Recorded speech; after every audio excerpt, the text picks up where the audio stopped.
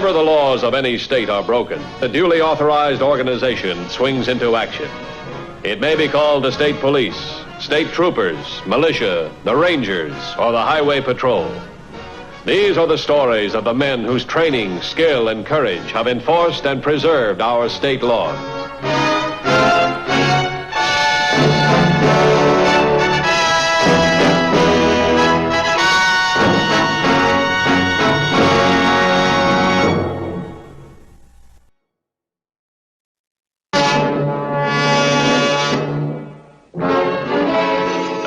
Enforcement officer knows that fear and confusion can force an honest man to turn against his own ideals of law and justice.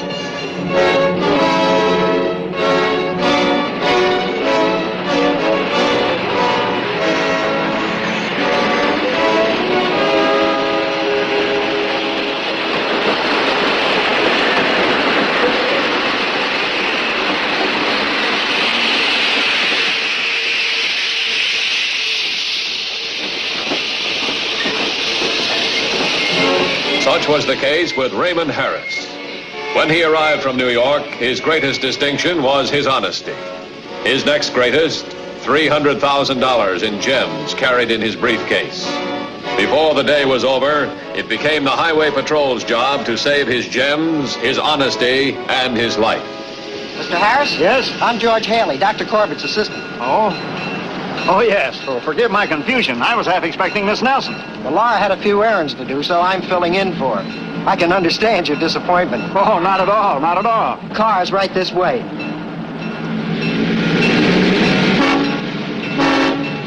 Don't you have any luggage? Just this. I'm returning home as soon as I deliver the gems. Yes, Dr. Corbett's been anxious to work on them.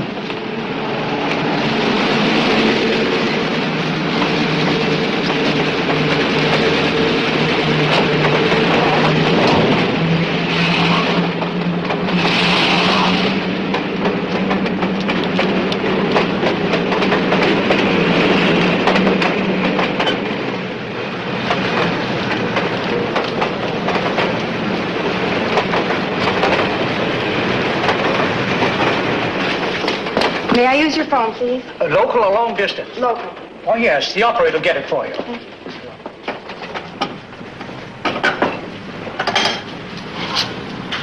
Twin Oaks 3-4, please. Dr. Corbett, it's Laura. If he was in the train, I missed him. No, I had car trouble on the way down and got here a few minutes late. But I've been looking for him for quite a while. Well, no need to upset ourselves quite yet, Miss Nelson. I'm sure he'll call in. Harris is a dependable man. We'll wait a bit longer and then leave a message for him. That's right. Thank you. Patience, Chief. Won't be much longer.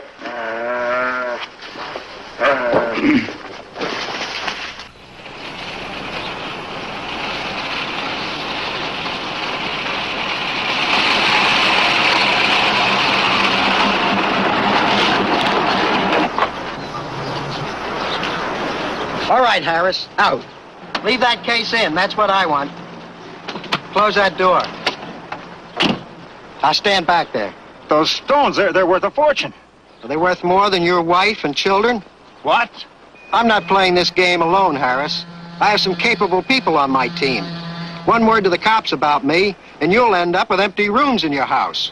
But my family, they have nothing to do with this. From now on, they've got everything to do with it. Just forget who I am and what I look like, and my friends will forget your family. Please, listen to me. Dr. Corbett, my company, they'll know the gems are gone. You can't punish my family for that. They'll know why they're gone. Just don't let anybody know who took them. You'll do that much for your wife and children, won't you, Mr. Harris?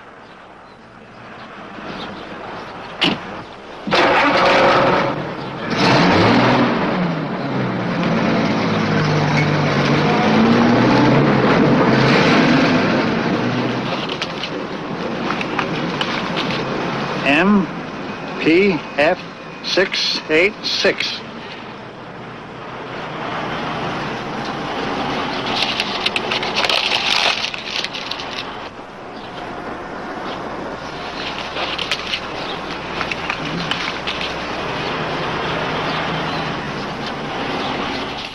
How long ago did this happen, Mr. Harris?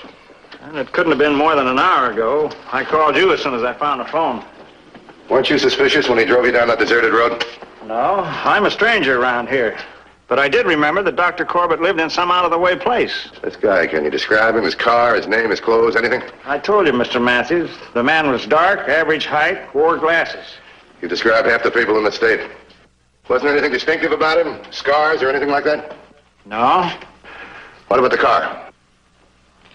Oh, well, if it's just a gray sedan, I don't know much about makes and models. How about the license? Did you get any part of it? Oh, I guess I was too frightened to notice. Come in. Hey, those mugshots you wanted. Oh, thanks. That call to the gem company is ready. I'll take it in the other room. Mr. Harris, take a look at these, see if you can find a familiar face. Oh, Mr. Matthews. Yeah? That call to my employers. Are you looking for holes in my story? I'm looking for the right kind of an ending.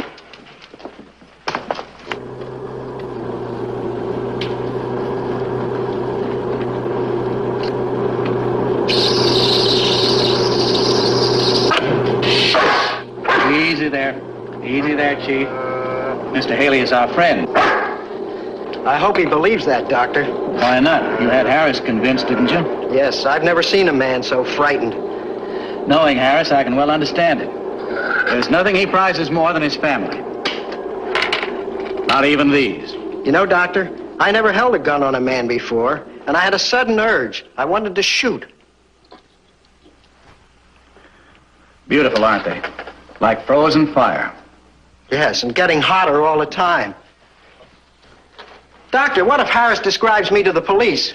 Relax, George. By the time Harris finds the courage to talk, you'll be in Mexico. When do I leave? Your train leaves the Twin Forks Depot at 2:45. Get off at Capital City and go directly to the airport.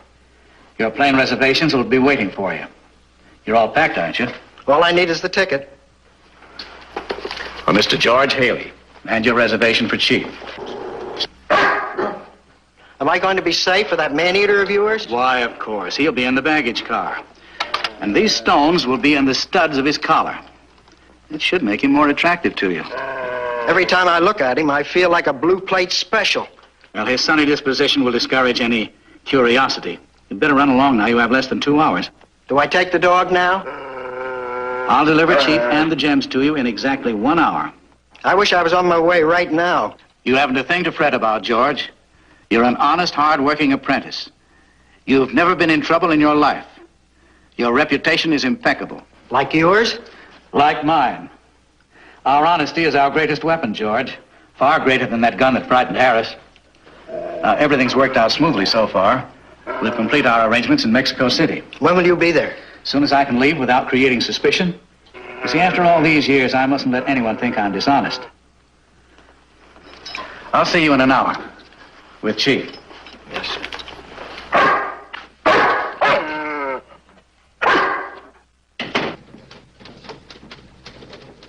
Thanks for the information. I'll be in touch with you.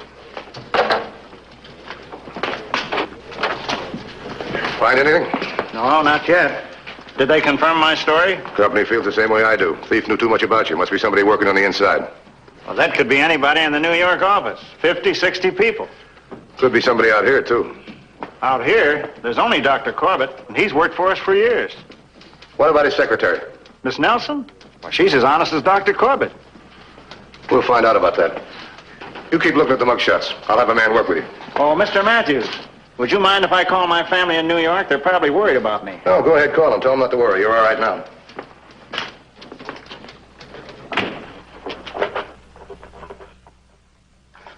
Here, Chief.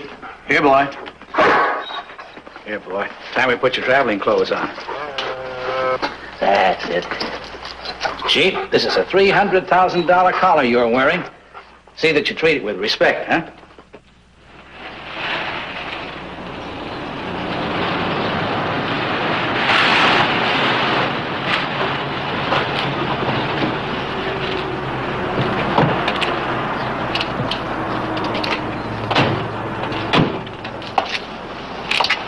Well, looks respectable enough. Everything in this case is respectable. Harris, Corbett, the secretary, even the crook. The rock collector? Yeah, he let Harris go. Anybody else who tried to stop him from identifying him. Well, Harris hasn't identified him. Yeah, and it's bothering me. You wait out here.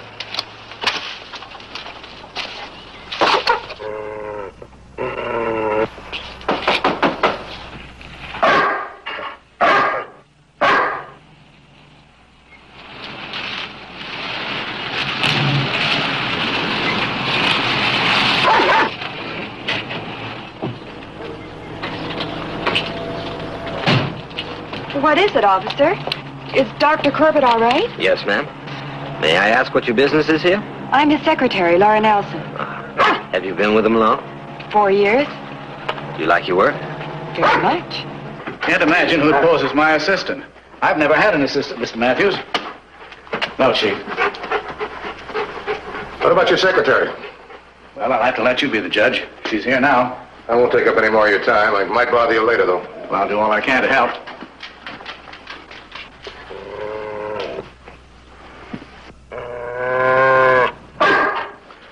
It's quite a watchdog you've got.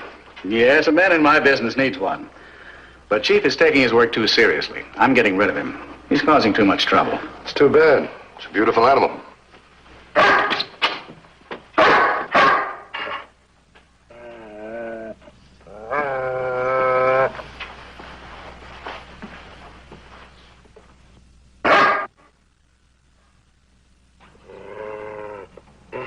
I shouldn't have missed meeting him at all, but my car broke down on the way to the station. When I got there, he was gone. Pardon me, Miss Nelson.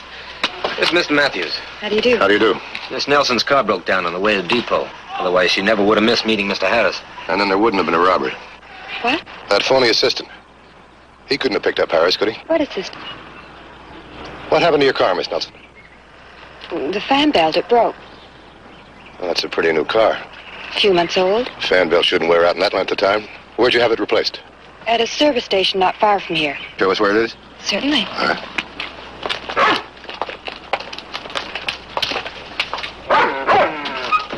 We're running ahead of schedule, Chief.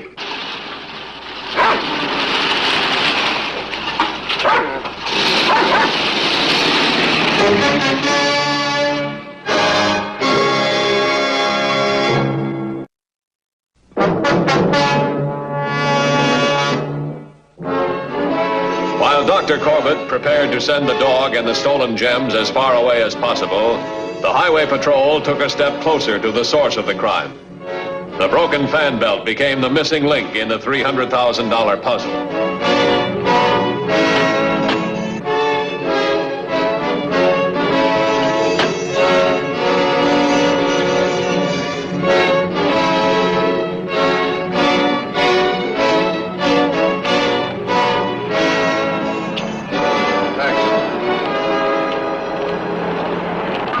Take a look at this fan belt. Took an awful sharp knife to cut it that clean. Are you sure it's from my car? It's the only one he's changed in 4 days. Why would anyone go around slicing fan To belts? stop you from meeting Harris? Did anyone have access to your car before you left, Miss Nelson? I don't think so. Where'd you leave from? Dr. Corbett's place? Was there anybody else there? Just the doctor. But certainly, Could he have tampered with it? I'm sure he wouldn't. Did he leave you alone at any time this morning? Yes.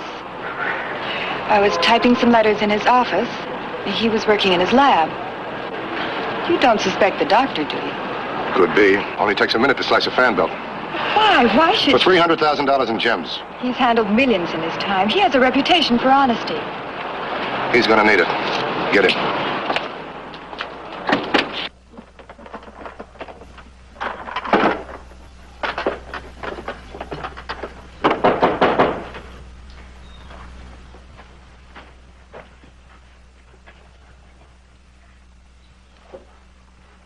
Who's there?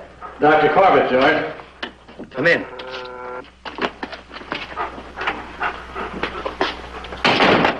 You're early. Things are moving more rapidly than I expected. What does that mean? The police? Now, don't get excited.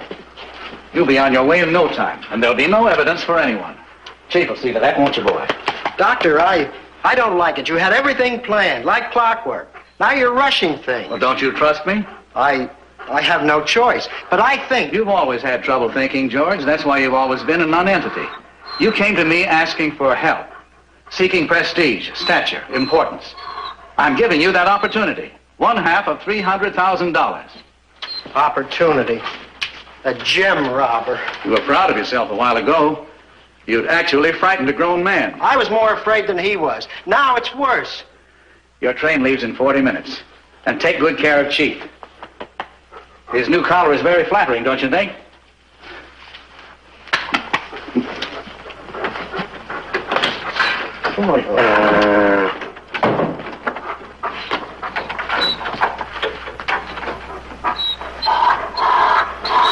Shh. Quiet.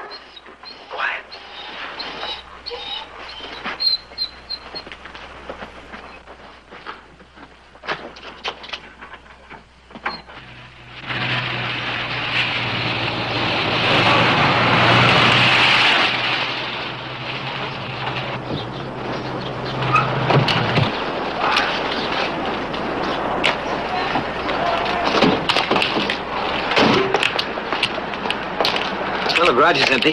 Maybe he went out for cigarettes or something. Let's try the house.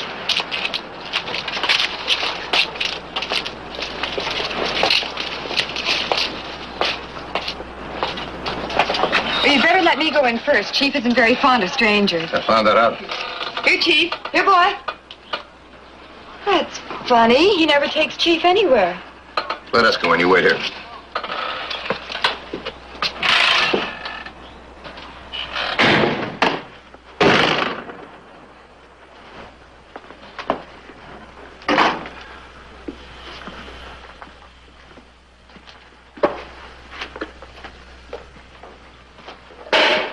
Didn't go for cigarettes, that's for sure. Don't move.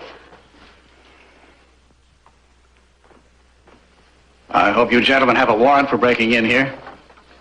Your secretary let us in. Sorry, Doctor, I want you to come along with us. More questions? Yeah, a whole lot of them. Where's your dog, Doctor? Out of friends. This robbery is bound to bring reporters, policemen, and other strangers. Chief doesn't get along too well with strangers. Right, Mr. Matthews? Yeah, that's right. Now, let's go. Go? Headquarters.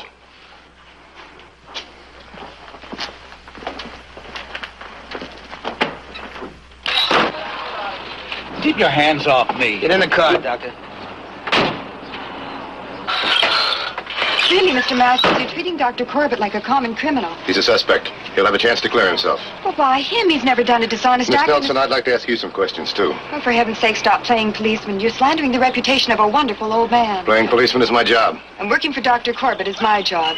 This has never committed a crime more serious than double parking. Yeah? I hope you're right.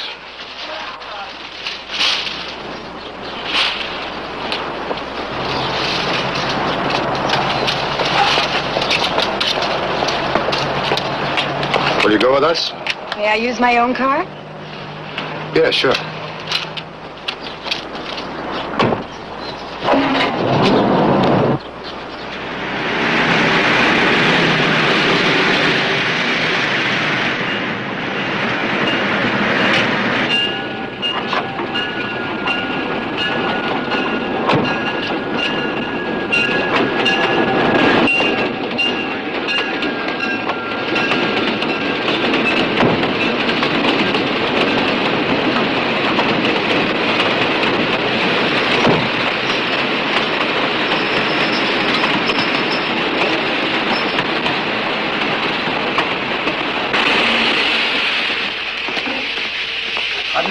Is the 245 running on time? As far as I know, it is.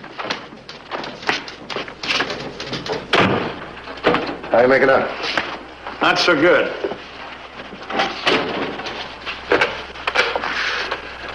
This is Matthews.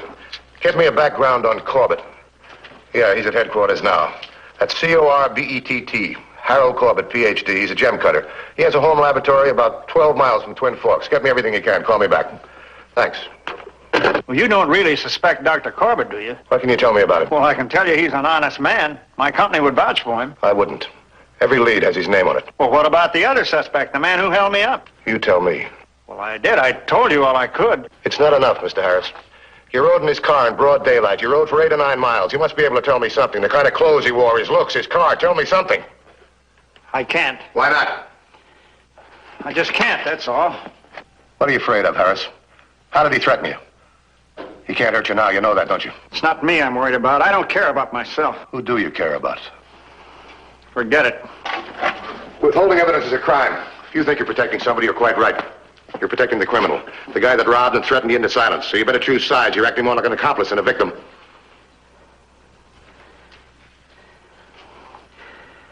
He said if I helped you find him, he'd get back at me through my family. I have 2 children, Mr. Matthews. You think your kids are any safer this way? He said I'd have empty rooms in my house. He said he didn't work alone. That's no secret. If we pick up one of them, the others are going to take off. They're not going to wait around to frighten your family, so make up your mind. Who are you protecting, them or your family? That gray sedan, the license number is MPF 686. Go ahead. The man, he wore a dark blue suit, tan shirt, blue tie. He had on eyeglasses. Very studious looking. He said his name was George Haley. Thanks very much. Oh, Mr. Harris, don't you worry about a thing. Mr. Matthews? Later, Miss Nelson, please. Send out an APB on George Haley. Could be an alias. Have all the units checked for his car. Also cover all roads out of the state. Get one of the boys to get me a registration and make on his car. Walters. Yes, sir. Who's with Corbett? Johnson and McKay. Have one of the units cover the railroad and bus stations around Twin Forks. See what they got leaving and when. Well, there won't be many not out of Twin Forks. That's good. It'll narrow it down. Have somebody check the airport at Capital City just in case. Right. Depot? Yep. Limited. Arrive in about 8 minutes. Yes? What's that? Well, now, I've got enough to do around here without doing that. What's that? Oh, yes, sir. Yes, sir. Well, officer, yes, there's one man waiting for the train. He's got a dog with him, too. I say he's got a dog with him. A German Shepherd dog with a... Hello? Hello? Hello? Must hung up, I guess. Walters, let's go to the railroad station. Mr. Matthews, have you cleared the doctor? Do you have it all figured out? Not yet. I still think you're wrong about Dr. Corbett. We'll know in a few minutes. Excuse me.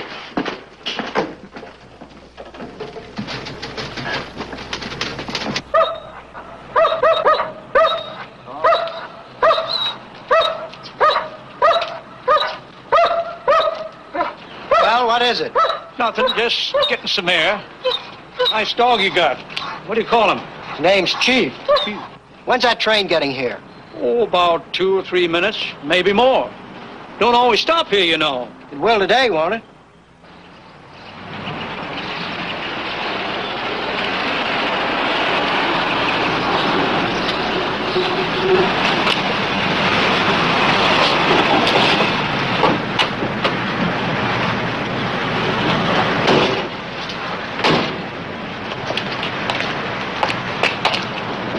Mary Paul Frank 686. That's his car, all right. And here's Corbett's dog. Yeah. I'll cover him from here. You try and get him from the back.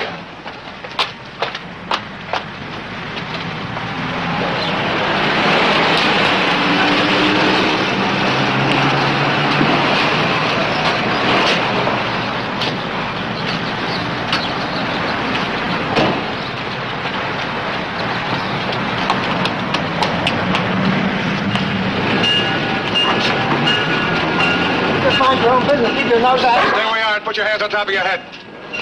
Stop. Don't you come any closer. I'm going to get on that train no matter what you do. We can stop the train. We can do anything we want. You haven't got a chance. Put that gun away. No matter what you do to me, I'll do worse to him.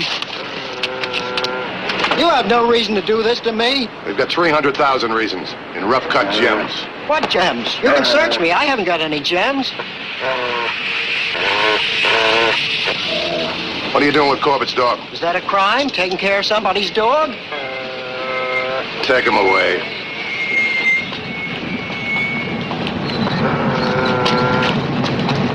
Well, Mr. Matthews, do you have it all figured out? No, not quite.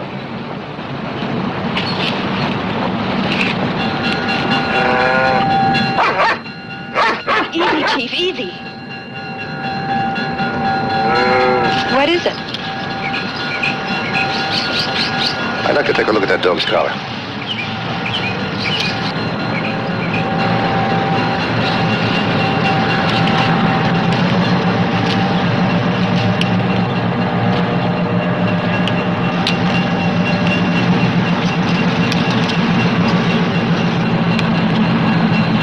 I got it all figured out now. All right, let's go.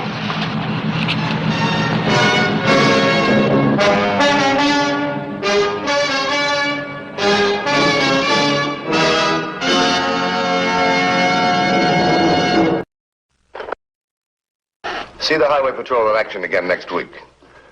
Until then, remember, leave your blood at the Red Cross, not on the highway. This is Broderick Crawford saying, see you next week.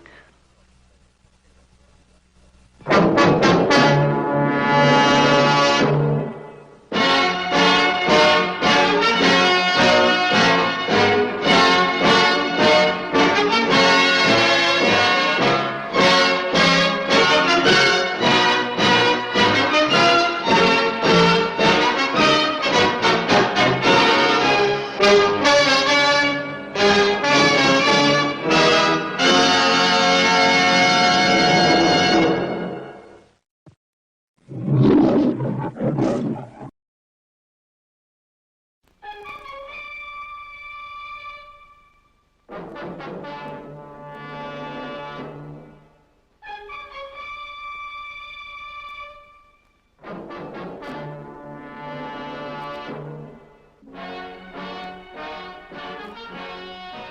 the laws of any state are broken, a duly authorized organization swings into action. It may be called the state police, state troopers, militia, the rangers, or the highway patrol. These are the stories of the men whose training, skill, and courage have enforced and preserved our state laws.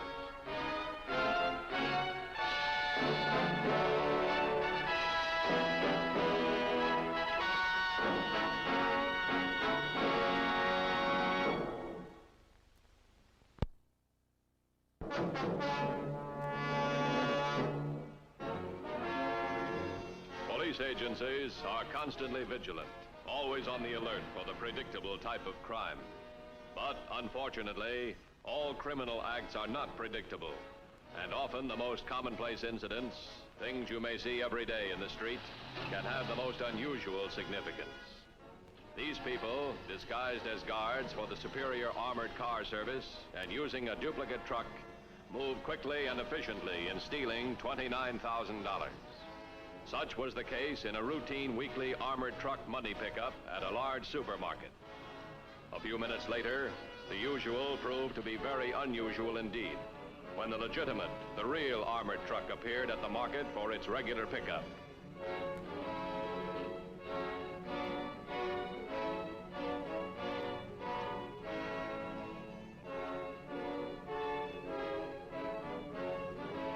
Within moments, it was discovered that a robbery had taken place, and in the smoothest manner possible. The highway patrol was immediately notified.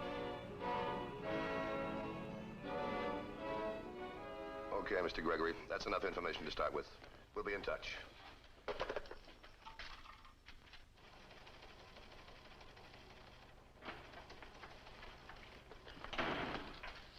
Did you get that in the extension? Yes, an armored car just don't disappear into thin air. This one did for the time being, anyway. Send somebody down to the Shermart Market. Have him pick up the manager, Mr. Gregory. Bring him back here. Also a list of all his employees, past and present. Will do. Get a complete check on the Superior Armored Car Service. See if any of their trucks are unaccounted for this afternoon. Do the same with all companies that use armored trucks. Could have been driven in from another city. Yeah, you might be right. You better run it down. Then find out about all recent orders for sheet metal to garages and auto repair shops. Get a complete list of all the employees past and presently employed by the Superior Armored Car Service. Check all places that build cars to order. Put every available man on this. Got it. All right, let's get it rolling.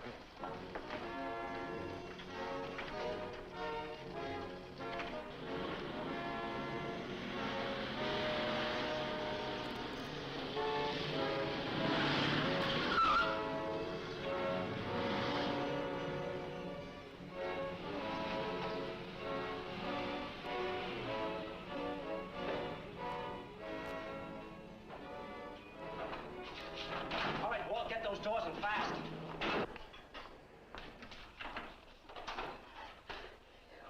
We made it. You said it, baby. Go on and change your clothes. Went like clockwork. I'll handle the money, Walt. Get the uniforms, will you? Look, you act like I had nothing to do with this. I had to keep my shop closed and locked for 2 weeks while I phoned this panel up to look like the real armored truck. Okay, so you're the mechanic. Get going. All right. I was just thinking about making the split now, huh? Well, I don't see anything so terrible about it. I must have told you 100 times when most guys run into trouble. They make a plan and then don't stick with it. The cops can't get you unless you got a record. In our case, they haven't got any because we never pulled a job before. We planned not to touch this money for 6 months, didn't we? Sure, but... And that's the way it's going to be with you with this auto shop of yours for the next 6 months. Business as usual. Understood. Come on, kid, let's get started. Now, Walt, remember, burn those uniforms. Strip the phony windows and stuff off this truck and paint it as fast as you can. It'll all be taken care of. Walt, don't come around the stand. Let's go, baby.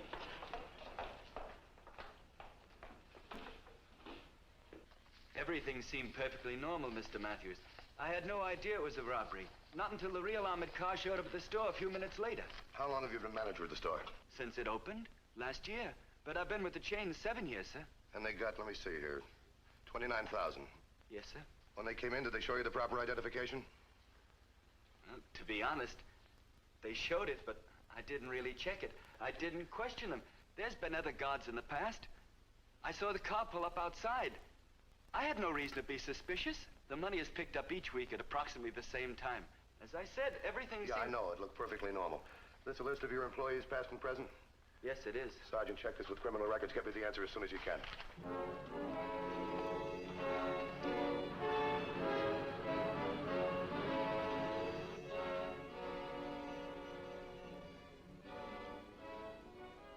Art, please, put it away.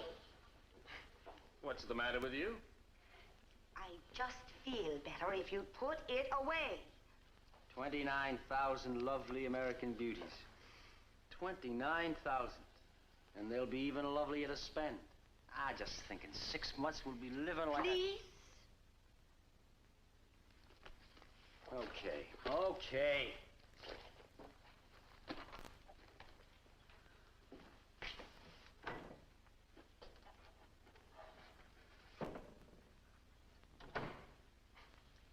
Better?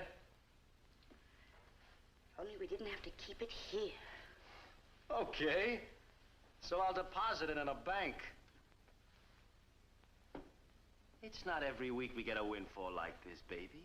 I know, Art. But I've got a feeling things will never be the same again. You bet they won't. We'll never have to scrounge around to make ends meet. You won't be wearing last year's dresses. We'll be somebodies, you and me.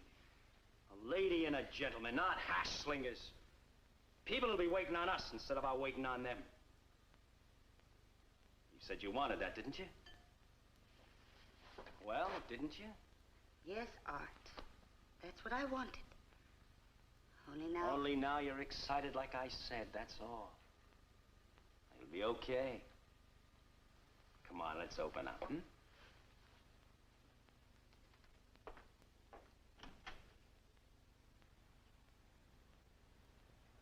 Kay? Kay? All right, Art.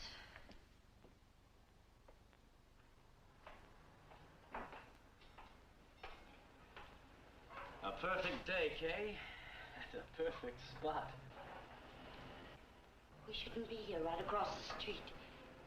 It's too close. We can keep up with what's going on here. They'll never suspect us right across the street. Unless all of a sudden we should pull out.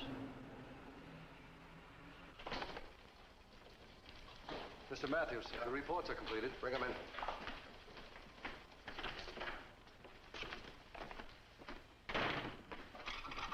The criminal records check on his employees was negative. And the other reports? All superior trucks and those of other companies operating in this area were accounted for, but there is something. What? This is a report on recent orders of sheet metal. This one here is particularly interesting. Oh, Burns Auto Shop, 1863 Elm Place, operated by Walter E. Burns. Order placed 7 weeks ago. And this is a report on specialists in custom-built cars. This name here underlined. Burns Auto Shop. Report on mechanics past and presently employed by the Superior Armored Car Service. It pops up there again. Walter E. Burns, chief mechanic from 48 to 53, rated one of the best. Well, that makes 3 out of 3. Looks like they might have built their own. Could be, but that's doing it the hard way. Let's see what happens with Burns when we ask him a few questions.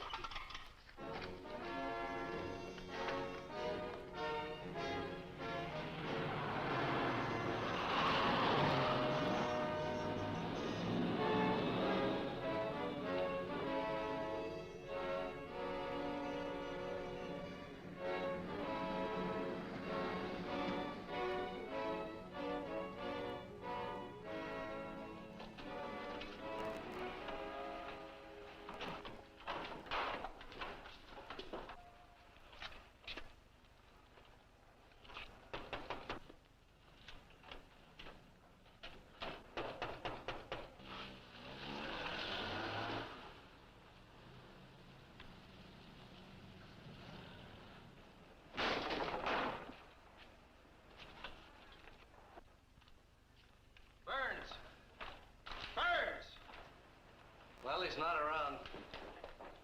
The truck. Yeah, this. Sheet metal and glass. That's the truck they used, all right. They did a good job, too. Check around here, see if you can find his home address, then send a patrol car out there right away. I'll wait here.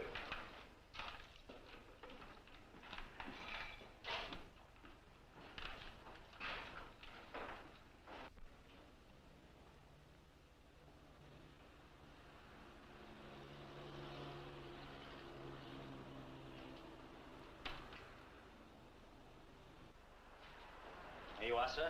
Guarantee it'll melt in your mouth. Art, I've got to talk to you. Keep your voice down. Fool, I told you not to come around here, didn't I? It's only 24 hours. the police were at my garage. It's impossible. You're just jumpy. Sure, I'm jumpy, but they were there, I tell you. The highway patrol. What did they ask you? I got out before they had a chance to ask me anything. You crazy. It was probably just routine. I wasn't taking any chances. The phony windows are still on the panel. You were supposed to strip it and paint it. I haven't had time. Art, I'm getting out of town. I was even afraid to go back to my apartment for a change. I need money for traveling, and for clothes. And I want my share now. I don't have it here. Listen to me, Art. I want it. I need it. All right. Not now. Then when? Tonight, 9 o'clock. All right. I'll be back then. Not here. I'll meet you up at the River Road, 9 o'clock. We'll settle everything then.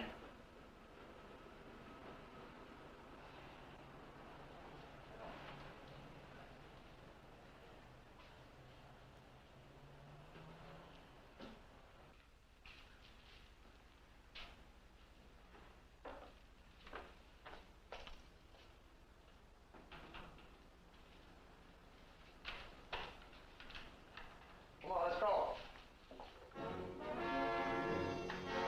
When Walter Burns failed to return to his garage or his home, an APB pickup order was radioed to all local points.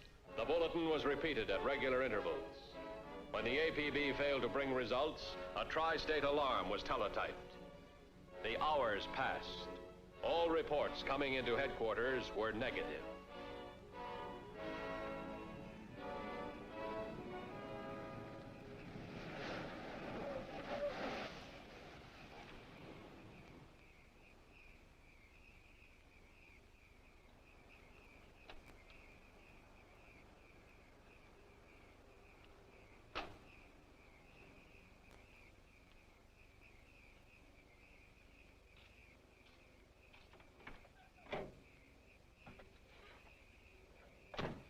I thought you'd never get here. It's just 9. Such a perfect plan. Say, Walt, I wonder how the cops ever got to your place. How do I know? Did you bring the money? I gotta go. That's what we're here for, Walt. A final settlement. The money's in the car, huh? No, Walt. Come on, quit kidding. Who's kidding? Now look, guard!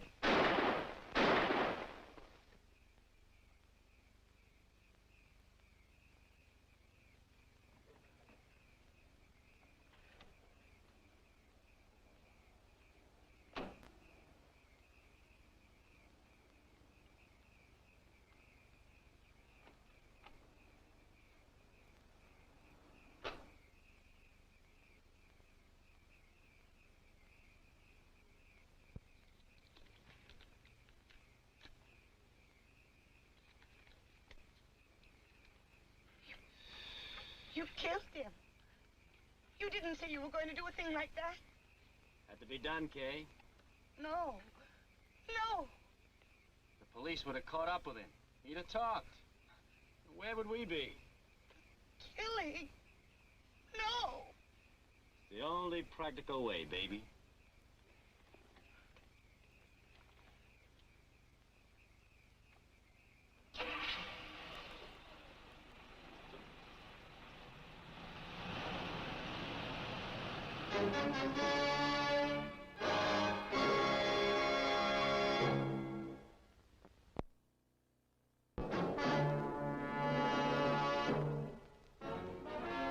The search for Walter Burns continued, but no results were forthcoming. There was not one trace, not one positive indication of where the wanted man might have gone. Matthews. What? Where? I'll be right out. They found Burns on the River Road, murdered.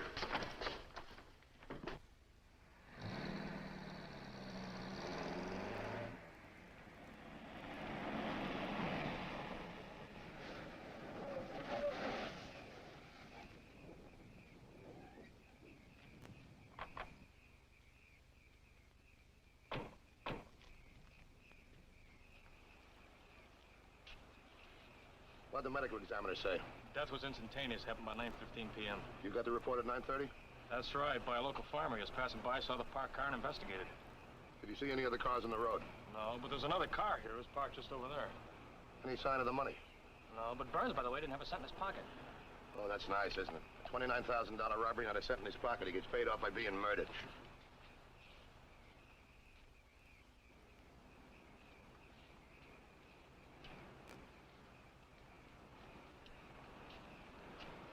The earth around here is soft and muddy. We got good impressions of the other car's tires.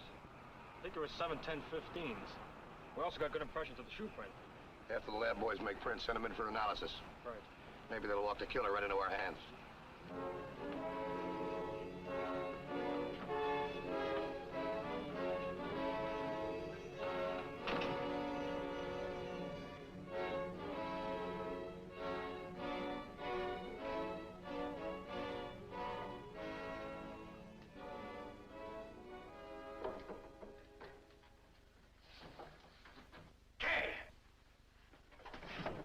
I thought you were asleep.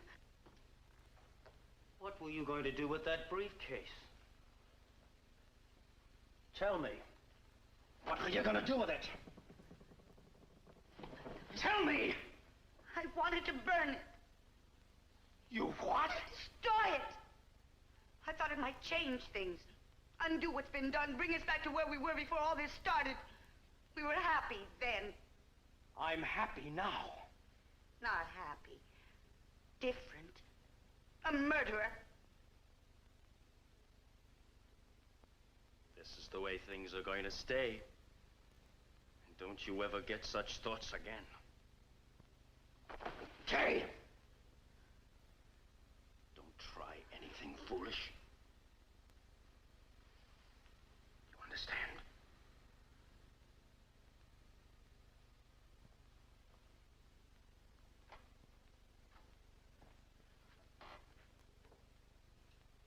Well, here they are, sir. All set and analyzed. All right, what's the rundown? Shoe size 8D. That makes him about a man of medium height, huh? Oh, we put his height at 5'8", give or take an inch. Is he heavy? No, sir, not over 140. All right, go on. They were inexpensive shoes. I'd say about a year old.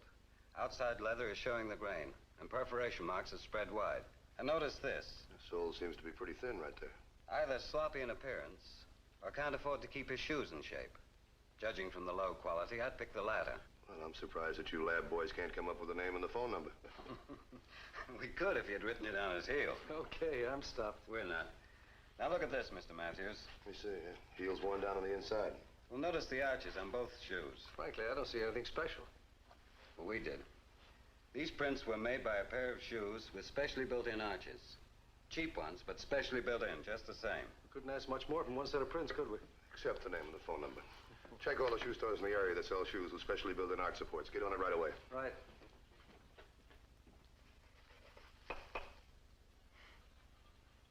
Mud. Mud. It's blood, Arthur. And no matter how hard you try, the blood won't come off. Blood? What's the matter with you? Just some mud I stepped in. Walt's blood. Stop that. You're supposed to be out front. You're supposed to act like nothing happened. Business as usual, remember? Business as usual. That's right. For the next 6 months, everything according to plan. You know what they say about the best laid plans? Cut that. Now cut it. This is one plan that's gonna work. Then in 6 months... 6 months. Don't you know time is already up for us? Don't you realize it's already too late? Get out there and take care of the customers. I'm going out. I'll be back in an hour.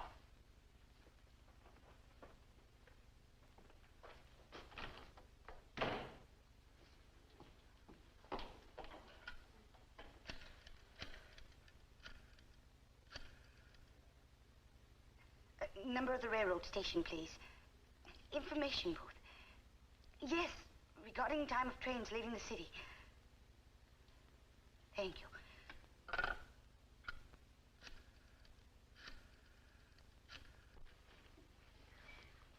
Okay, well, let's keep trying and keep in touch. Come in. The report on Burns' friends is completed. Anything at all? No. Anything from the shoe tracer detail? Willis has come up empty, too. What about the other sections of the detail? Same so far. Matthews. Yes, Koufax. Oh, wait a minute. Yeah, I got that. Where does he live? No, I'll take care of this myself, thanks. Kovacs just called from a shoe store on 2nd Street. They've got a customer who comes in every year and buys shoes with specially built and arch supports. Cheap brand, too. Description fits him to a T. His name's Denson. That's a break. Oh, there's more. He and his wife run a hamburger stand on Venter Avenue. They live in an apartment directly in back of it, right across from the market that was robbed.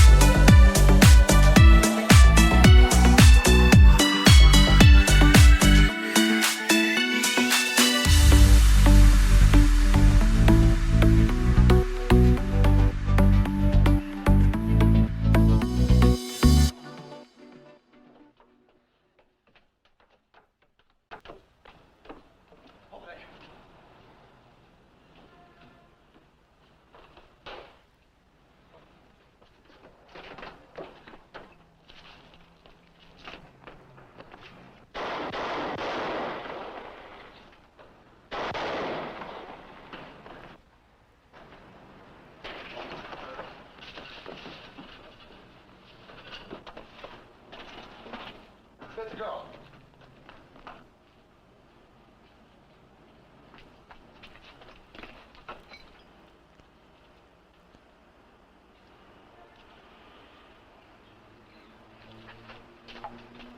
That was his wife. She's all right.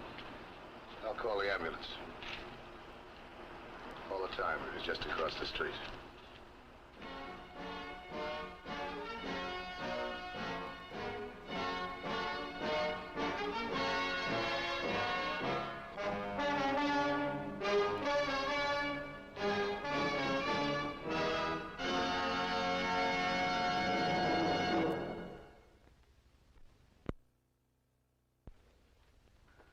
patrol story next week is a very unusual one. We hope you'll be with us. Until then, remember, it isn't the car that kills, it's the driver. This is Bradley Crawford saying see you next week.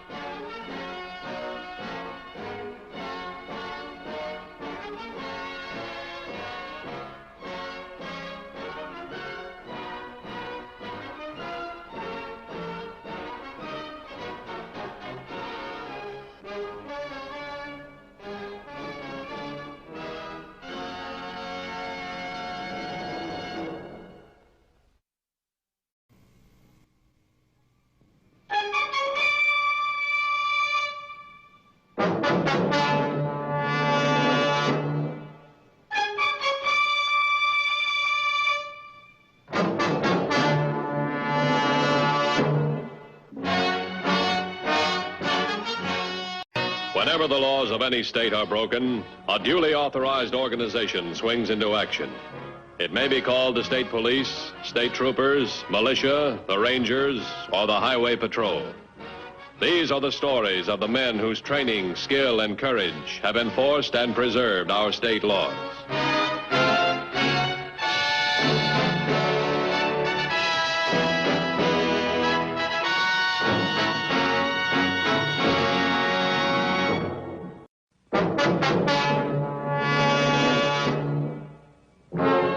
In the field of law enforcement, there are many instances in which more than one agency is needed to protect the public against a specific criminal.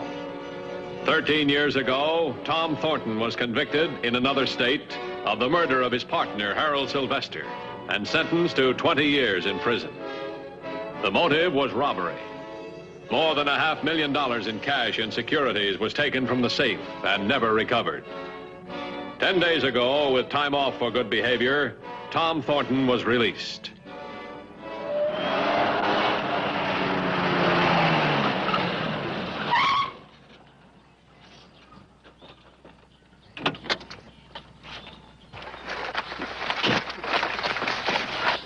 You Thornton? That's right. I'm Matthews, Highway Patrol. The parole officer said I'd find you here. Where'd you expect to find me? London, Paris, Rome? Well, with $500,000, a man can go anyplace. I don't know what you're talking about. Okay, then play it dumb. Let's go. Well, let's go where? You're square with the state for killing a man, but you're still on the hook for that money that was missing at the time of the murder. Oh, we're back to that again. Yeah, we're back to that. $500,000 in cash and securities. That's not easy to forget. You're talking in riddles.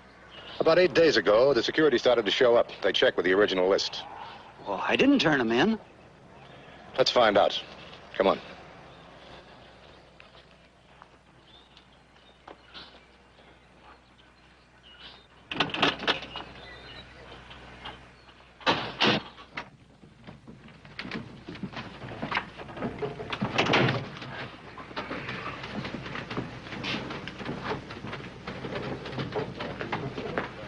I wired Center City that you picked up Thornton. They want you to find out if he has an accomplice. Okay, we can talk in my office. I've got nothing to say. Maybe you'll change your mind.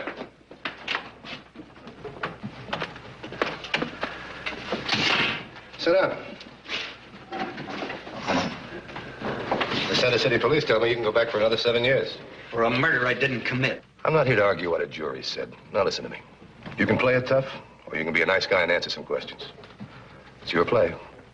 I'm sorry. What do you want to know? You got to your brother's place, Sue, about 10 days ago. Is that right? That's right. Have you been to Linwood since you got out? No. Freeport? No.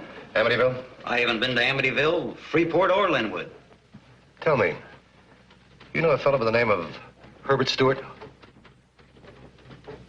Never heard of him. Maybe you know him under another name. Now you're talking in riddles again. I don't understand what you're trying to say. Securities who were missing at the time of the murder started turning up in Freeport, Amityville, and Linwood. They were turned in by a guy by the name of Herbert Stewart. And you think I'm Herbert Stewart? Either that or he was an accomplice in the original murder. I didn't have an accomplice. I didn't murder my partner, and I don't know what happened to the money. I'm innocent. Oh, I know. You've heard that many times before from many people. But I am innocent. Can I speak to you a minute? Yeah. Go on. Another teletype from Center City. More of the missing securities have turned up for redemption. Right here in Hempstead at the City Bank. Tell him I'll be right over. Why does a crook always think he's smarter than the law? Because the laws are administered by people, and people make mistakes. They made a mistake in my case. I'm not a crook, and I'm not a murderer. No matter what 12 men on that jury said. Sorry, Mr. Thornton, I can't buy that. You kept your mouth shut for 13 years, just so you could collect $500,000. Let's see, roughly that figures to about, $70,000 a year for the time you were in the pen. $35,000 if you had a partner. That's a fair country salary. 13 years ago, my salary as president of the company was $50,000 a year. Why should I take a cut in salary, plus a conviction for a murder I didn't commit? We're going to find that out. Come on, let's go.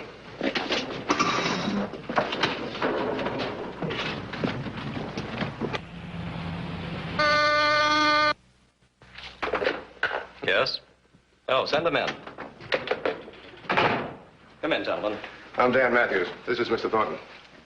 Sit down. That's all right, thanks. I understand from Officer Morris that you're here in regards to those missing securities. Yeah, that's right. Do you know Mr. Thornton here? I don't believe so. Are you a customer of this bank? No. What about the man that redeemed the securities? Well, that was Herbert Stewart. Is he a customer of the bank? No. How can you redeem securities for a man that's not a customer of the bank, a man you don't even know? Well, those were call bonds. They're negotiable like money is. They can be turned in at any bank. I see. How well do you know Stewart? Not very well. I only met him once. Although I did have several phone conversations with him before he came in. Describe him, will you? Oh, a small, dapper man, bald, about 53 or 4, 140 pounds, lame in the left arm, some kind of paralysis. You sure it wasn't his right arm? I believe it was. And did he have a little thin mustache? Yes, he did. Anything else? No, I only saw him once. That was 2 days ago.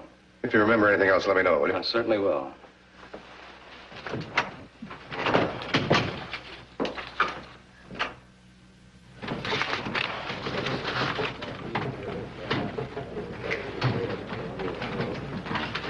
You must be Dan Matthews. I'm Pearsall of Center City. Glad to know you. Figured you were much too smart for this, Thornton. In what way, Sergeant? Or is it Lieutenant? It's Lieutenant.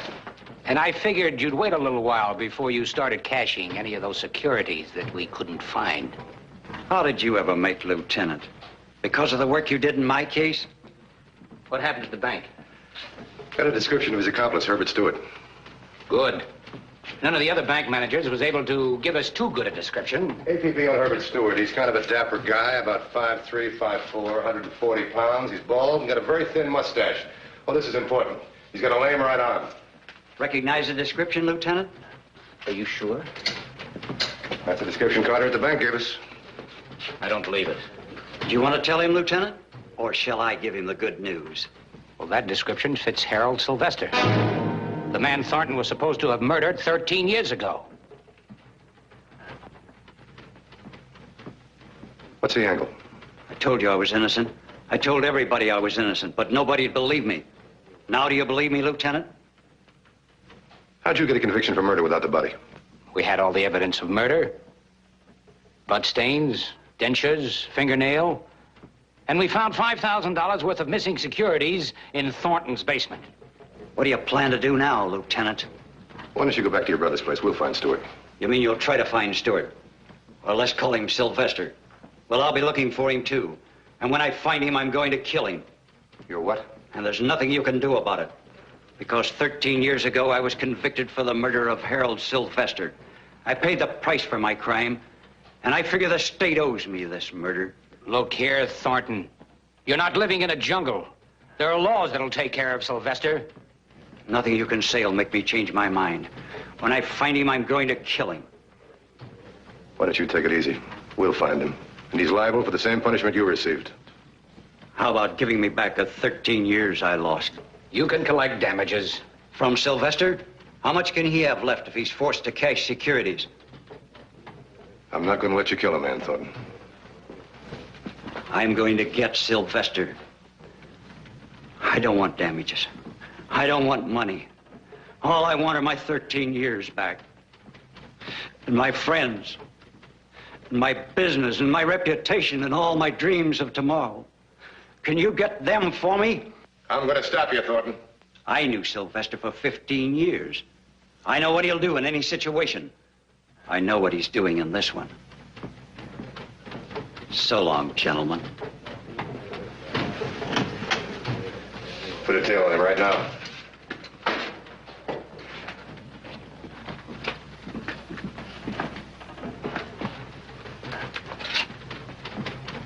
I've been on the force for 25 years.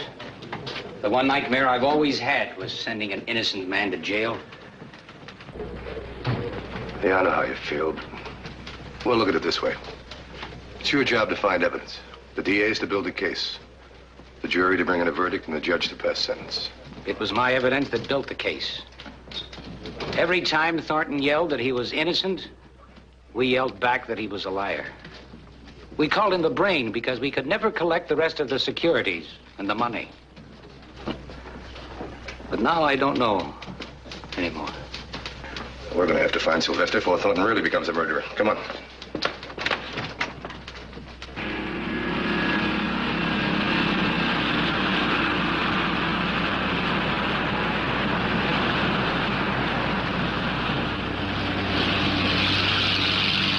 The first report we received of someone cashing securities was here, Linwood.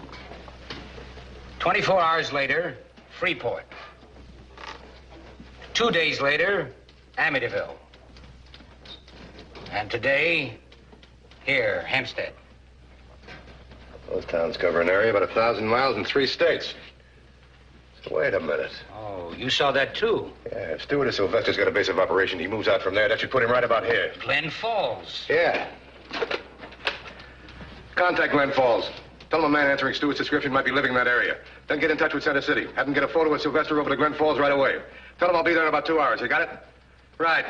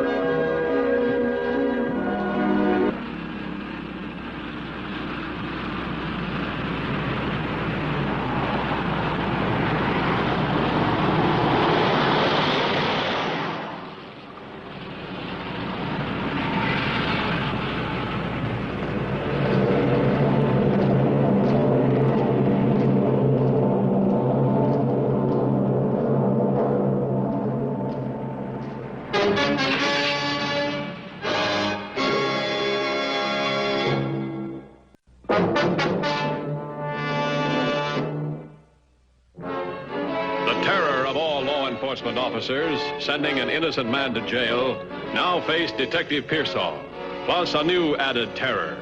The terror of knowing that Harold Sylvester, alive, could legally be killed by Tom Thornton.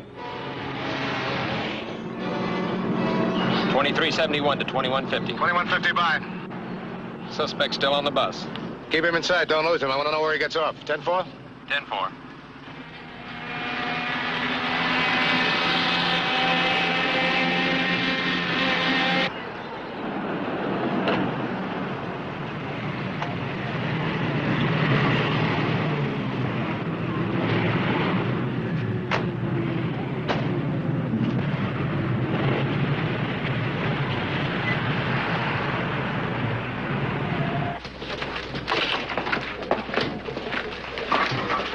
This is Lieutenant Pearsall from Center City. How do you do?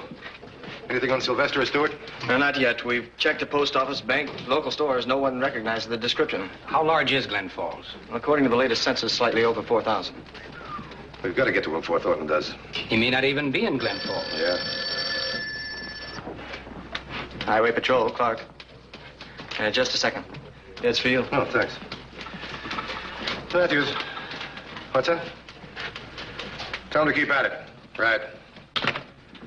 Thornton just got off the bus in Glen Falls. Now, if Stewart's not Sylvester, he's got to be an accomplice. And I don't buy the idea that Sylvester's alive. That description fitted Sylvester too strongly. I'm convinced now that we're looking for Sylvester. Why did Thornton get off the bus at Glen Falls at this particular time, and what makes him think Sylvester's here? Thornton's no fool.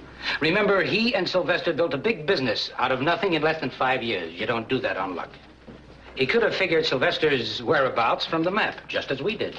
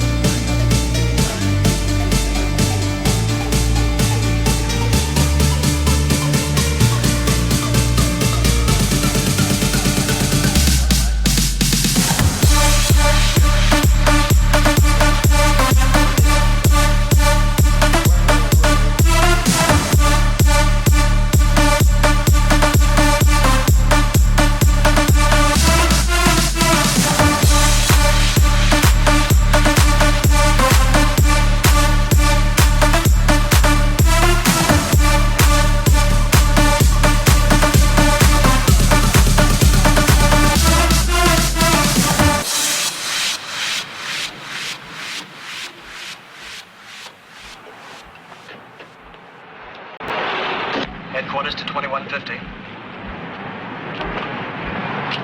2150 by. Sergeant Garvey has lost Thornton.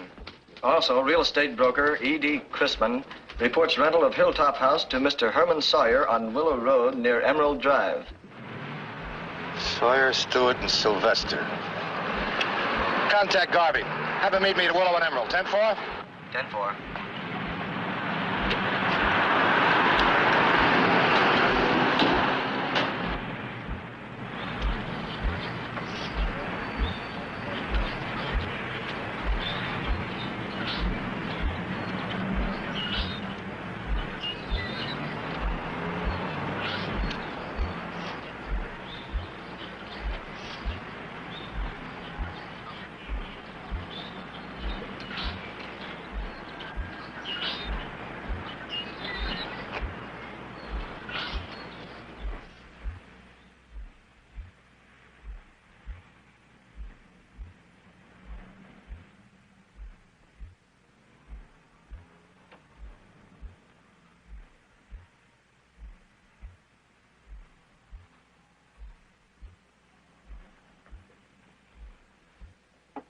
Checkmate. Hello, Harold. Tom!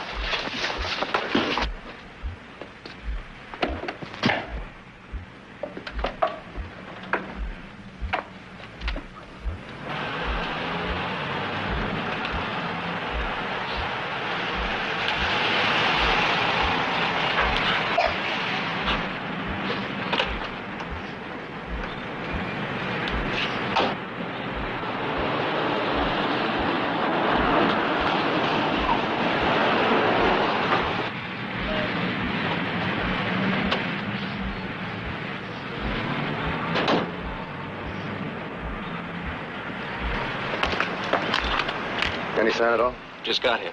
Let's take a look.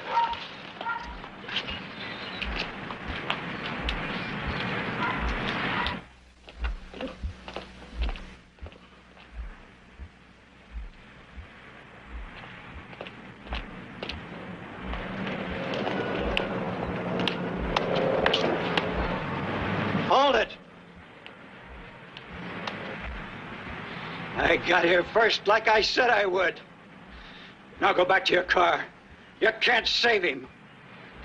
Don't be a fool, Thornton. Don't you be a fool, Matthews.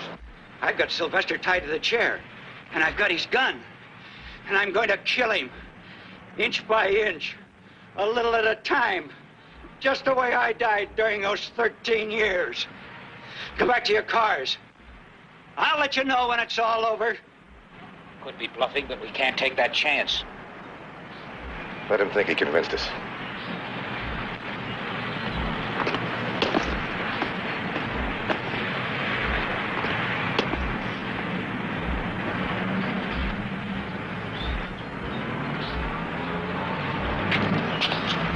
We can lob tear gas in from here without any trouble. Tear gas won't stop him from pulling the trigger. In Thornton's present condition, he'll shoot if we try any of the conventional methods. Yeah, but we gotta get to him. How? This is the only approach to the house. The other side drops down the hill. We can't get in the front door, that's for sure. I'll try the back. You keep him busy.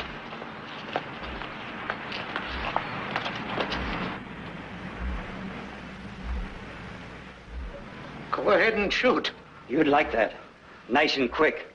Well, I've waited 13 years, and it's not going to happen that fast. What are you going to do? What do you think I should do to get full value for 13 years? What would you do? You always did want the most for your money.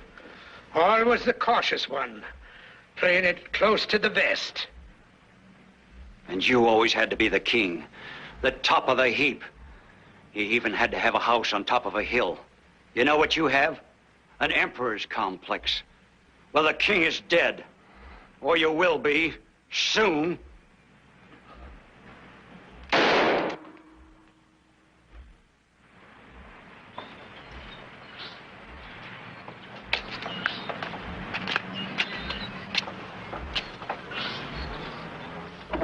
I was just testing. Stay back. I don't believe you. Tell him. Don't let him kill me! Don't let him kill me! There's nothing anybody can do to stop me. How does it feel to know you're going to die? You won't get away with it. I didn't. They convicted me of your murder. And now I'm going to give them the evidence they need. Your body. Thornton! Thornton! I told you to get away from here. Now this is your last chance. If you're not out of here by the time I count 10, I'm going to kill him. 1, 2, 3. Okay, we're going. 4, 5, 6, 7, 8.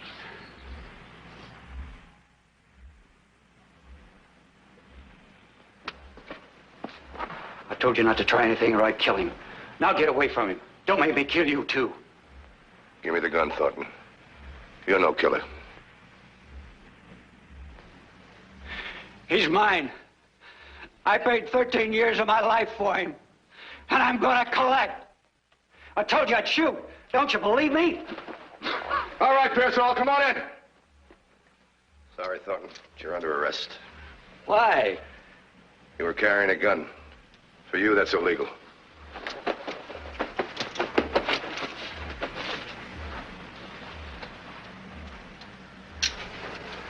Let's go. You saved my life. I didn't come here to save you.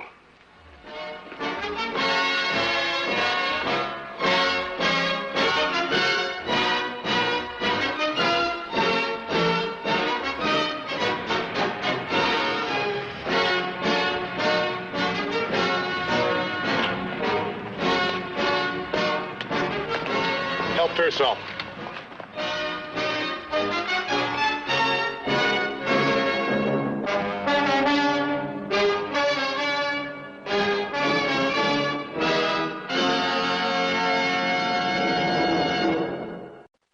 I hope you'll be with us next week. Until then, remember, no matter how new, the safest device in your car is you. This is Broderick Crawford saying, see you next week.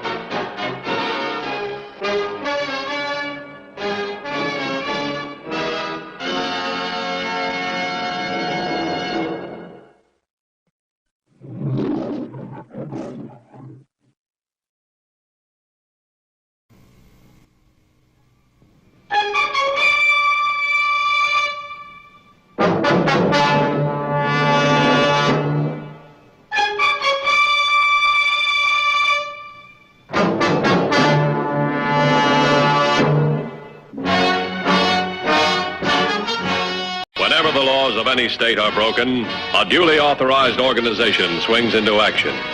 It may be called the state police, state troopers, militia, the rangers, or the highway patrol. These are the stories of the men whose training, skill, and courage have enforced and preserved our state laws.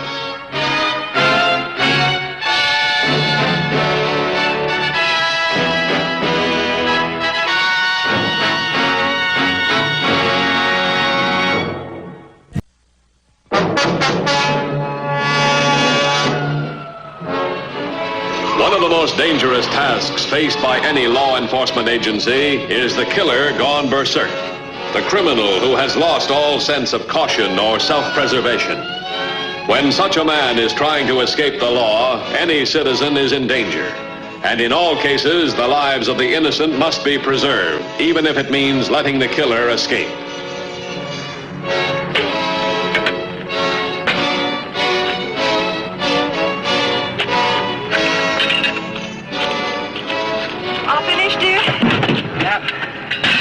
How much farther is it to the lake, Dad? Oh, should take us about an hour.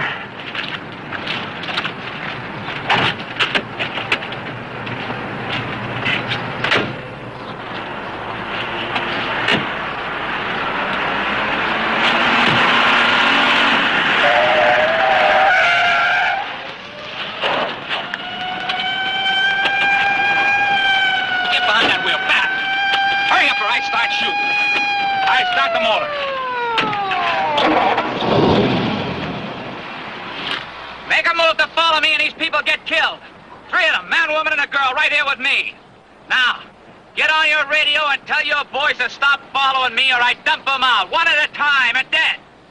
Don't forget, buddy, if I even see a highway patrol car, they die. Okay, move it, fast.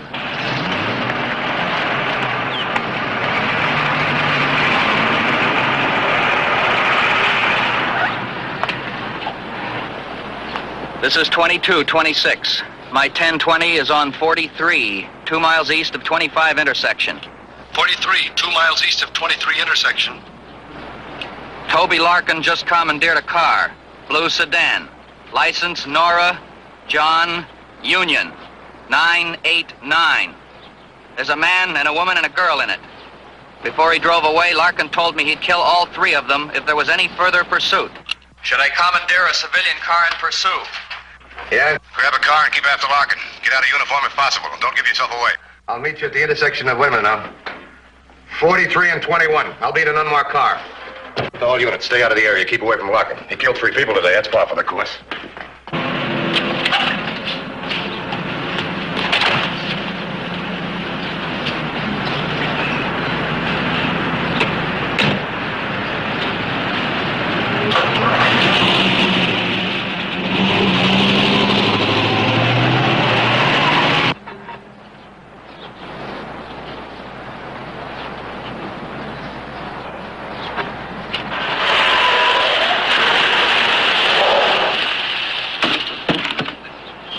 Just remember one thing. Any one of you makes a move to let anybody know that anything's wrong, and that's it. I won't talk about it, I'll just shoot. Look, I don't care who you are. We'll go along. All we ask is to be safe and you get where you want to go. Okay, then, listen. Go in that store and buy some groceries. Canned vegetables, fruit, you know. How much stuff do you want? Enough for all of us, 3-4 days. 3-4 days? Dad, do what he tells you. Yeah, do what he tells you. Go on. And just remember, I'll be holding a gun on the 2 of them. All right. Don't worry, I won't try anything. And you might all just say a little prayer that the highway patrol don't get smart and try and stop us.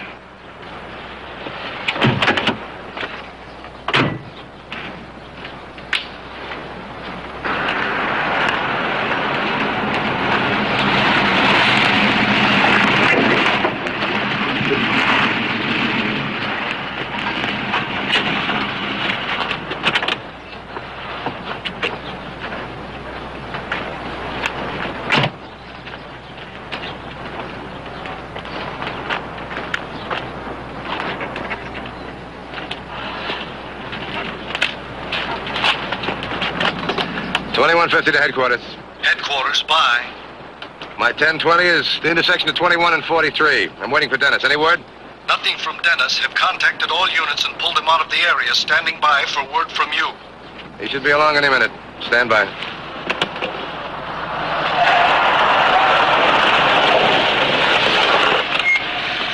Thanks for the lift. Did he pass you? No car answering that description, no. Turned off on a side road. Could be. Dennis is with me. Just got word from 1892. Spotted Larkin at Mount Murcott Terminal. 1892 had unit in garage and out of sight. 10-4. They must have headed for the mountains. Let's see now. There's 1, 2, 3 roads leading in there. He could have taken any 3 of them. Or pulled off on one to see if he was being followed. All the cars out of the area? Out of the area or stashed away so Larkin can't see him.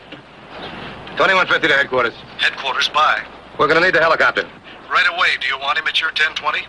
No, we'll meet him at the overpass near 21. 10-4? 10-4.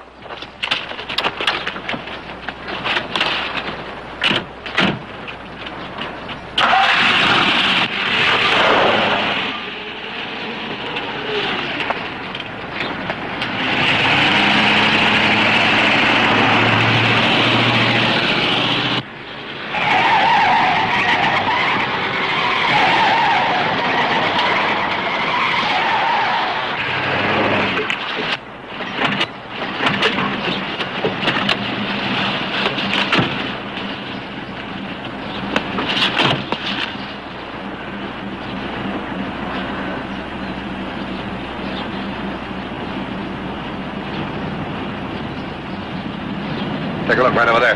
Lock it. That's him. Hope that chopper got off fast. Larkin will be easy to lose around here. Let's go.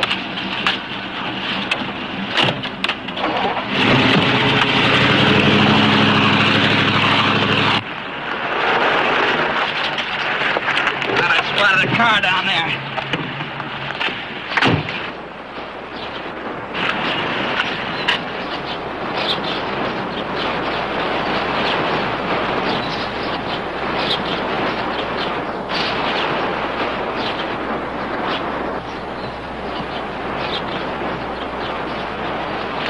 He must have turned off.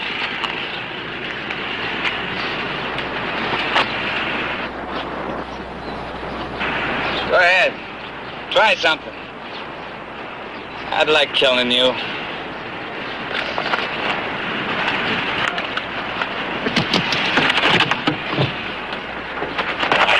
Bum, No, please don't. Real smart, aren't you? Gonna rap me over the head with a flashlight, huh? Listen and listen good. One more try, anything.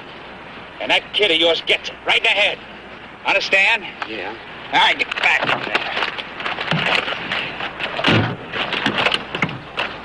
Get going. The cabin's only a few miles.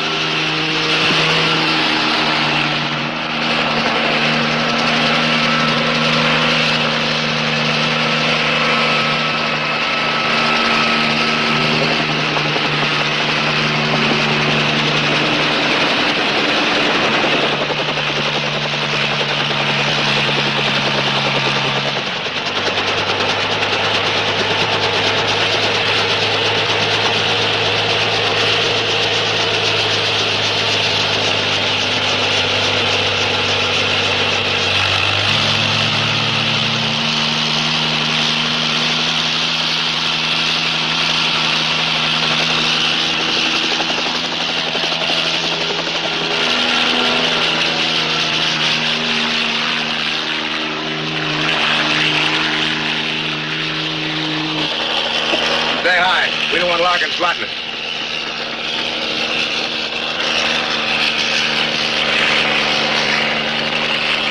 He could have taken any one of those side roads up the mountain.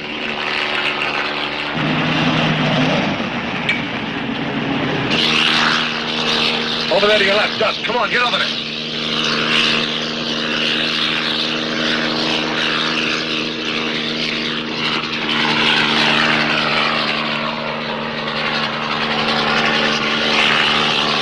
Now, that isn't it. We'll have to take a chance. We can't see in those woods from this altitude. Take her down.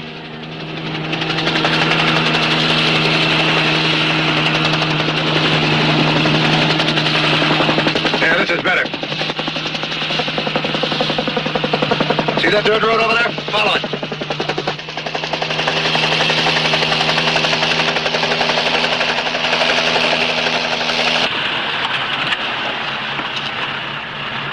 Okay, no car following. Let's get going.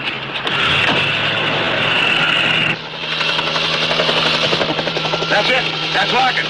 The license plate check. Take it up before he hears us.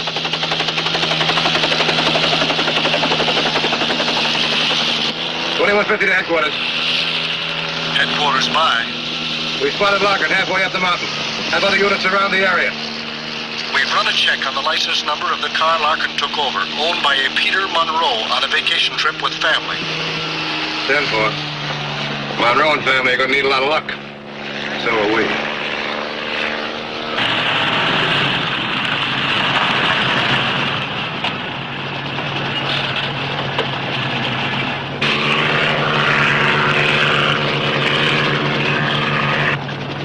Give me the keys. Okay, out, all of you.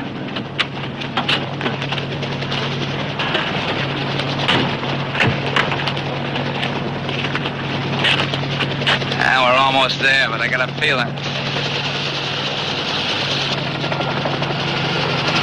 Well, after we get to the cabin, what then? We stay there till I figure it's safe to go. What about us?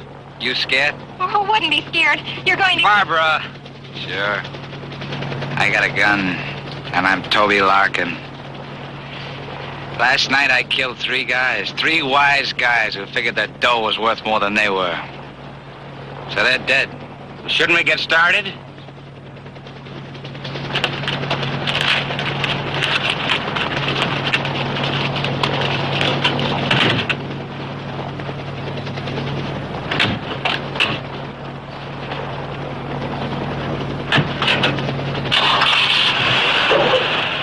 Every time he stops like that, I start sweating.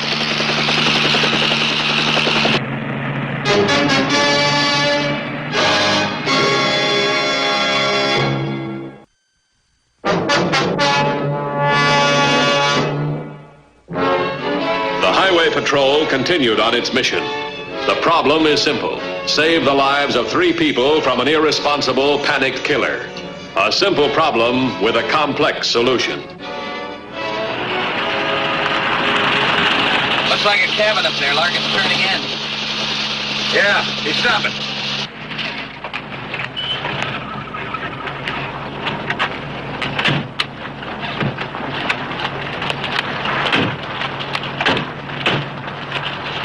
Well, there's the cabin.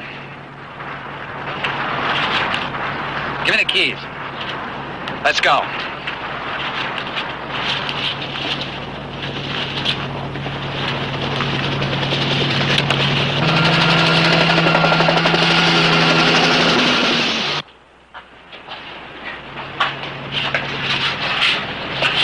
Go on, move up to the door. Now lock it. Come on, hurry up. All right, give me the key. You two, sit down over there. Not you, buddy. Outside. Get to the car and get the groceries. And in case you got any fancy ideas, just remember, they're in here with me, and I got this.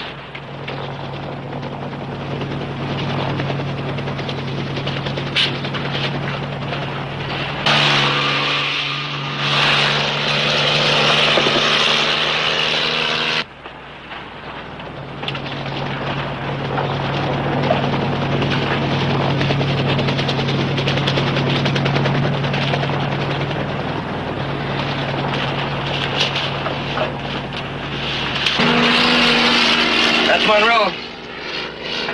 Looks like he knows we're up here. That'd help if we could get an idea. You want to try another rotation? Sure, if you can find a landing spot. See sign him going down that way. How about that clearing right over there?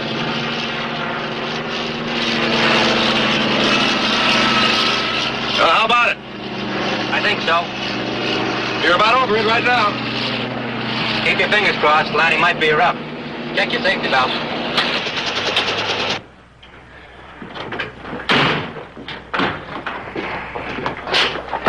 Good boy. I'll get some firewood. You two can start dinner. We'll find out what kind of a cook that wife of yours is. There's some dishes and stuff on the shelves back there. You go chop wood. There's an axe by the stove. Leave that alone. They'll take care of the groceries. I said there's an axe by the stove.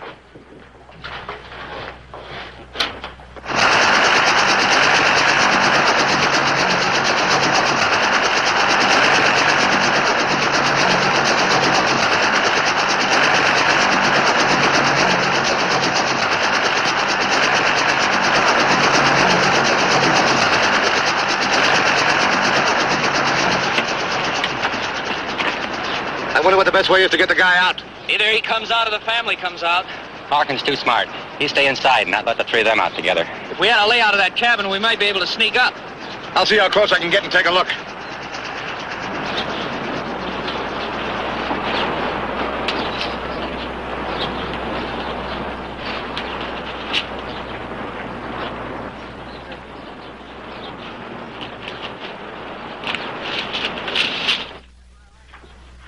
That's what I like about you people. Everybody's a big hero. I don't see anybody trying anything fancy. Not one of you.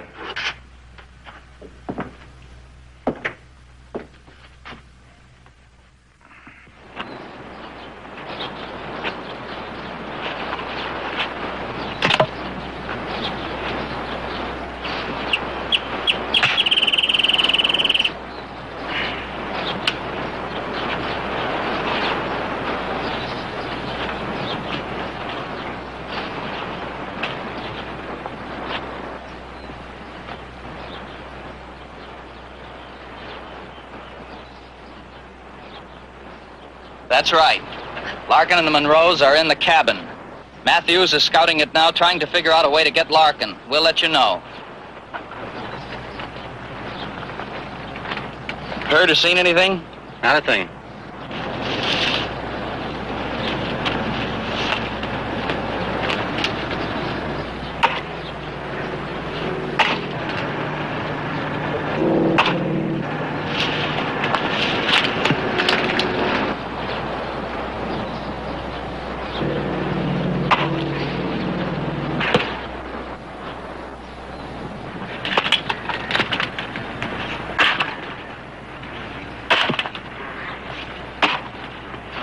Monroe? It's all right. I'm Matthews, Highway Patrol. Oh, am I glad to see you. I don't know what we're going to do. Where's Larkin? He's in the cabin with my wife and daughter. I'm supposed to be chopping wood. Well, you better keep chopping. I've got 2 men with me. We'll figure something out. One. In case you're worried about when I go to sleep, I got that figured out, too. You get all tied up, nice and neat. I sleep without a worry in the world. You're a very clever man. Yeah, let's put it this way. In my business, you're either clever or you're dead.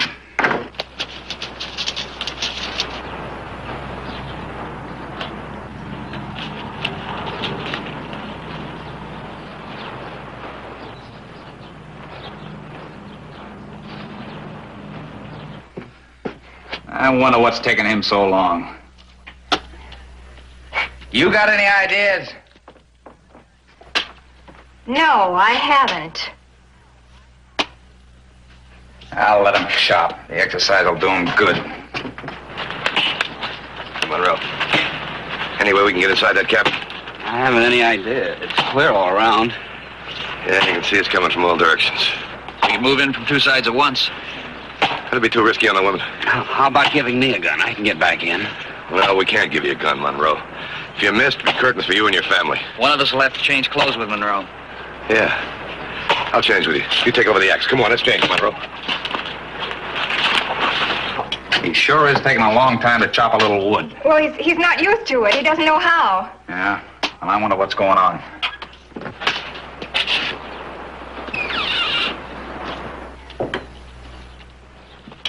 Come on, hurry up, load me up. You guys stay in the brush. If you hear any shooting, come on the double. How about me? I know how you feel, but let us handle this, will you? Come on, put some more on here.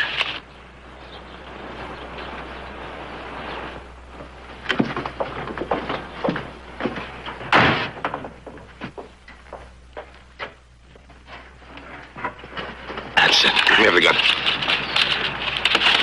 Give me another one right here. That's it. Boy, is he slow. Here, would you like a sandwich while we get something hot ready? Oh, sure. Thanks a lot.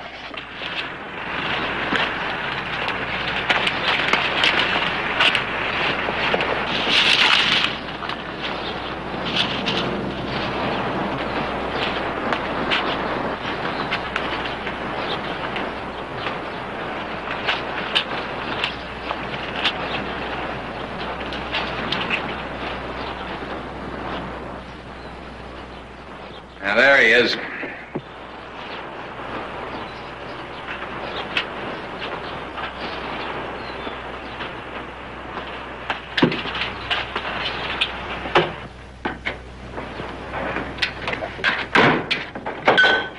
Oh, let me help you, dear.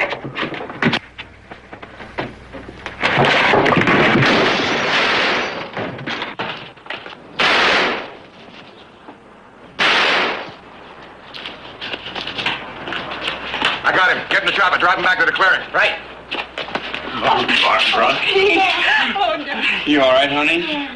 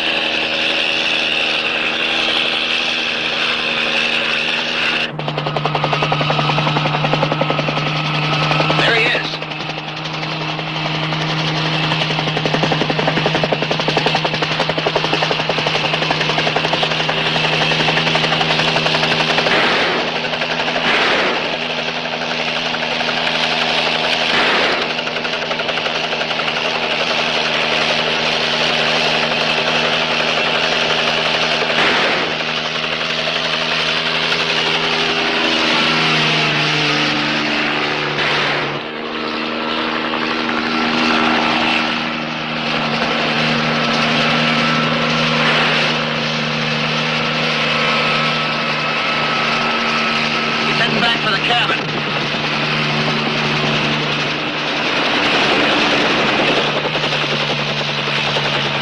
Stay down on the floor.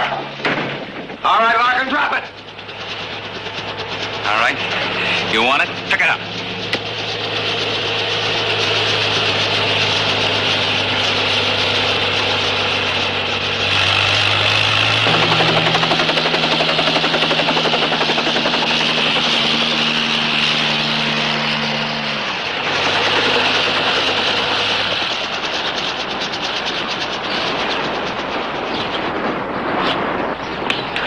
Take him back in the chopper.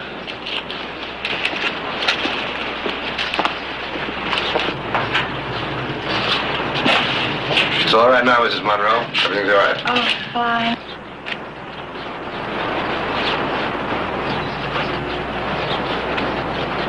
Say, by the way, would you do me a favor? Give me a ride down the hill? Oh, we'd be happy to, Mr. Matthews. And thank you, Mr. Matthews. We'd love to have you. Kind of made a mess out of your jacket, didn't I? After all, you saved our lives, Mr. Matthews. Well, now you're saving mine. I don't like to walk.